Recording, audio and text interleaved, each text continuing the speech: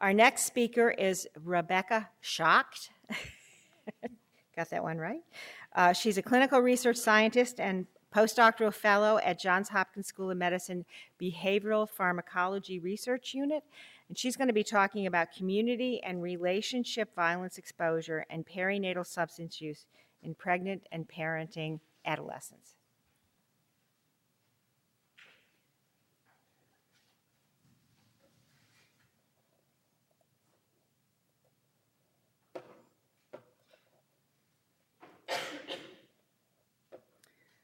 Okay.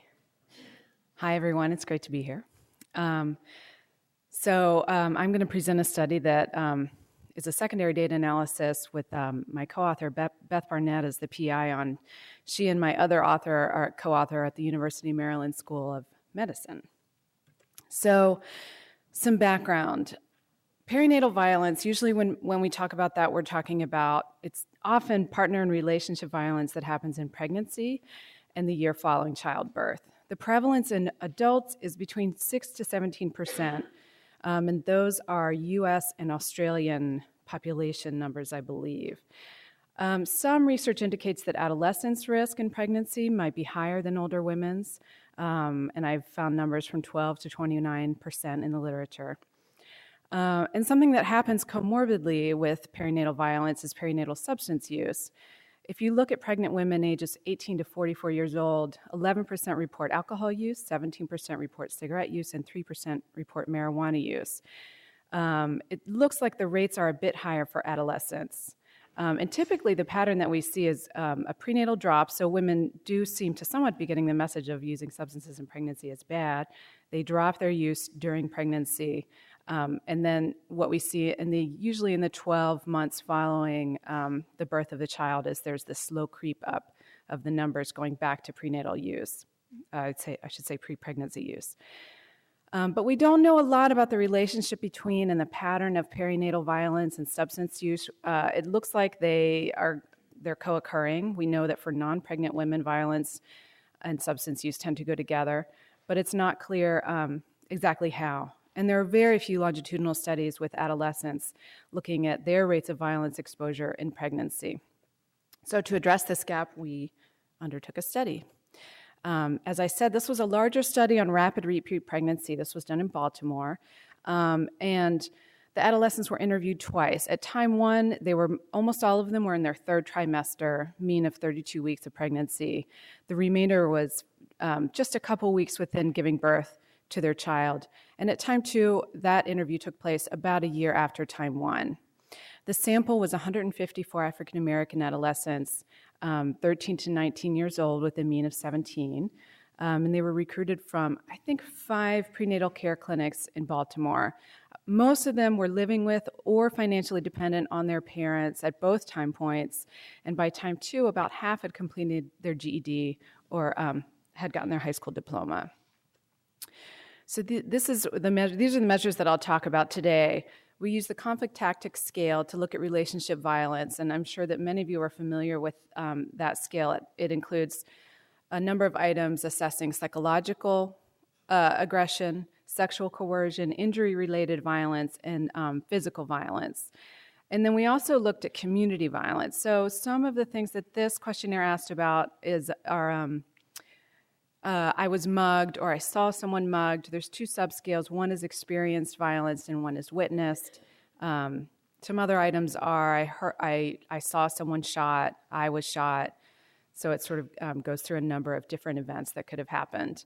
We also looked at substance use. We assessed tobacco, alcohol, and marijuana use. We also asked about hard drugs. All of the participants denied lifetime use of hard drugs at both time points. At time one, we asked about tobacco use over their lifetime and in the last 30 days, so that would have been in the 3rd trimester. And then at time two, we asked the last 12 months for substance use. So these are the rates of violence exposure, and you can see that the rates of psychological violence being reported are quite high, over 90% at both time points, with a mean event of 2 to 3 across both time points. And so I think the most commonly reported item was my partner cursed at me or swore at me. Yeah, that was the most common one. And then the physical violence, 28% are reporting at time 1, they're endorsing at least one physical violence item, and that goes up to 46% at time 2. And again, we're looking at 2 to 3 incidents of violence. And the most common one reported there was sort of the lower level ones. My partner grabbed me, my partner pushed or shoved me. Injury-related rates are a little bit lower, 11% at time 1, 16% at time 2. And sexual coercion, 18% at time 1, 20% at time 2. Most of those that were endorsed were sex without a condom. And then if you look at the total, just looking at the prevalence of the collapsed physical injury and sexual items, you see at 40% are endorsing at least one at time 1, 49% endorsing at least one at time 2. So for community violence, this was only asked at time 1. But we did find that about 3/4 of the sample reported that they had witnessed some form of community violence, and about half had experienced it. Now, there could be some overlap in these numbers. It's not entirely clear, but this is just to give you a sense of what we found. Okay, for substance use, we found significant substance use in this sample. At time 1, 19% are reporting some form of tobacco use. Over half reported that they had used alcohol at least once. Almost about 1/4 reported marijuana use. Now, the good news, as you can see, is that at least based on self-report, they're all denying substance use except for these 8 women who continue to smoke throughout their pregnancy. And then we see, consistent with past research, we see this creep at the 12 months postpartum period where the numbers are starting to go back up. So just to get a sense, these are active. I'm reporting active data analysis today. So these, this is an emerging violence symposium. Some of these data just emerged from my computer in the last few days. So some of this is a little bit exploratory, but I just wanted to initially get a sense of whether there's an association between violence, exposure, and substance use in the sample. And so I looked at the lifetime number of substances used at time 1. And at time 2, I looked at substances in the past 12 months. So this could have been 0 to 3, actually 0 to 2, because there were no hard drugs. So I did find that there are significant correlations for most of the violence variables. In fact, all of them are associated at time 1. The psychological abuse, and that's just that subscale that I reported earlier. The physical sexual abuse, that's the physical injury and non-injury related, and the sexual abuse subscale from the CTS. And then the community violence, I just looked at numbers of events experienced because I wanted to get a sense of sort of the more severe violence exposures association with substances. So at time 2, we see that the psychological abuse, and this was in the last 12 months, so these are concurrent assessments of substances and abuse. The CTS subscales all continue to be significant. The community violence drops out, and that's not surprising because that was only assessed at time 1. So this is, again, consistent with past research, just globally that violence and substance abuse tend to co-occur. So I'm just starting to develop some models to look at predictors. So this slide shows a logistic regression. I entered all the variables simultaneously, looking to see if violence predicts alcohol use resumption postpartum. And interestingly, I found that sexual coercion seems to be the only significant predictor, at least in this analysis, and it's a pretty strong predictor. You can see the odds ratio is 6.9. So what are the implications? So exposure to physical violence in adolescent mothers is pretty high, with half of the sample reporting some form of physical assault, at least one item in the 12 months postpartum. Psychological relationship abuse is almost universal, with over 90%, and this is much higher than a lot of the other samples that I looked at. This is a fairly new area for me, the perinatal research, so I have been just getting to know the prevalence rates, but 90% of psychological abuse it's high. And also, it's concerning to see an increase in partner physical assault after childbirth. And I didn't talk about these data, but most of these adolescents are over 70% reported that they were still in a sexual relationship with the father of the baby at time 2. So my guess is that these are mostly relationships with the father of the baby. And substance use is also really high for these moms. We do see a decrease in the 3rd trimester followed by postpartum resumption. And then again, just because of time, I had many things I wanted to present, but I had to really be ruthless about what I cut out because of time. But one of the stronger predictors is the father's use of substances, and that may be predicting over and above the violence whether the mother of the baby starts using substances after childbirth. And sexual coercion seems to be unique relative to other kinds of violence in really being associated with postpartum alcohol use. Some of the limitations, we didn't have any biological confirmation of substance use, so I think we can be pretty certain that they're underreporting to some extent. Another issue too that's not on the slide is that for some of the violence assessments, I didn't present, for instance, history of childhood sexual abuse because immediately before they were asked this question, have you ever been sexually abused, they were given a warning saying, if you report sexual abuse to me, I have to report it to CPS. So I think that number was like 10%. So that's low. That's why I didn't present it.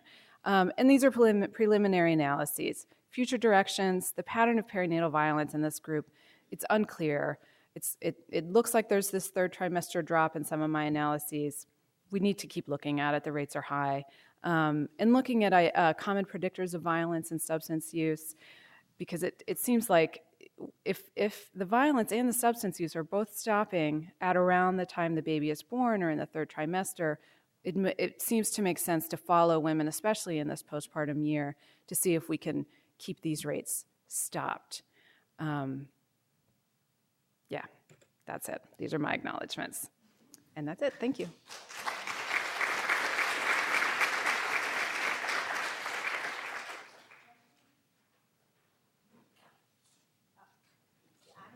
Yeah.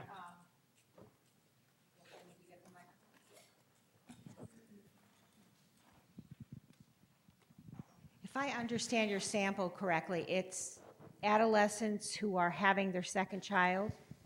Most of them, it was their first child. About 23% already had a child. Oh, so it's not, because I was thinking this was a fairly high-risk sample. Yes. As a result. But so to what extent then do you think your findings then actually apply to sort of adolescents in general? These were women who were already in substance abuse treatment or not? No, they're not. No, so just they were pregnant. From prenatal clinics and just pregnant. Mm-hmm. Yeah. So how do you think there's sort of a generalizability of some of these findings to other urban areas?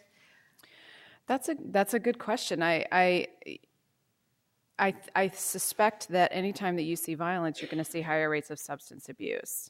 Is that what you're asking? Well, my concern is that I'm not surprised that you don't see much illicit substance use in adolescents because it's actually lower than it is for women who are pregnant in their 20s. Okay. So I'm not surprised about that.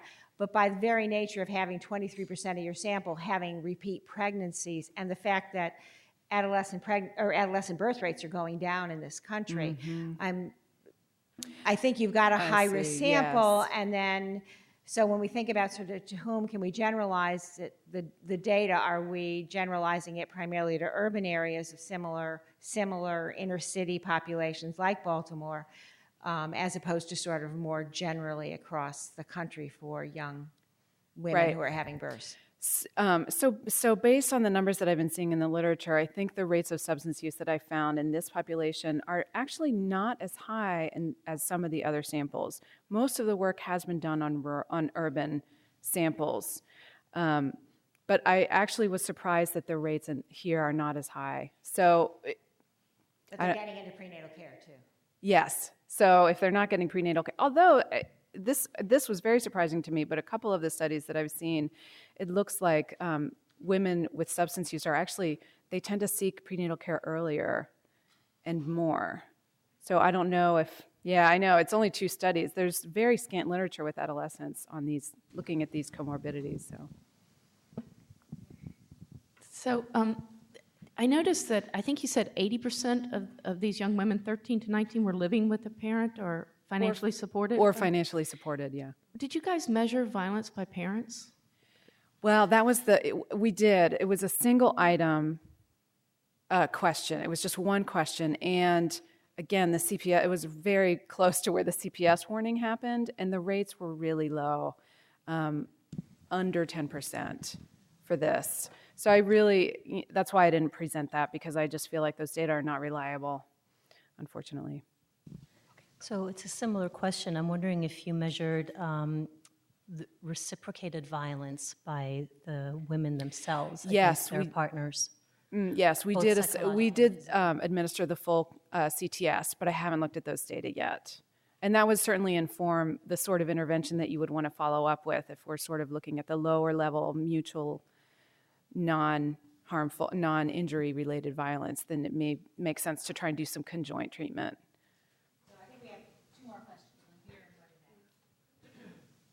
Thank you so much for that interesting presentation. I just had a quick question about the sexual coercion variable. Mm-hmm. Did that have questions on it assessing the use of substances? Because I'm No. Oh, that's very interesting. No, that's not part of the CTS. But yeah, that is a good question. Because you wonder about the use of substances as a facilitation for sexual coercion. Absolutely, yes. Mm-hmm. So I wanted to know, your conclusion was that predators are more likely to take advantage of women who have a substance abuse problem than women who don't? They're more likely to take advantage of you if you have a substance abuse problem? I don't They're know more that likely to take advantage of women that are in that predicament? that may be the case, but I don't know that the data here can really speak to that. Right. Although I think that the 2 risk factors tend to co-occur. Right, because most women that use substance abuse or have a substance abuse problem, they're mainly mentally challenged as well, right? Yes, and you always have to be careful when you're talking about this, because women should be able to get as intoxicated as they like without being assaulted. We don't want to get into victim blaming, but we do know that being intoxicated can really, it's not good in terms of your risk perception. It tends to impair risk perception for assault. And I think that's one of the reasons that these 2 things do go together. You know what would be interesting research too, to see what will happen at women at spring break, to see what does that lead to, as well. Yes. That would be some interesting research. Yes, absolutely. Thank you.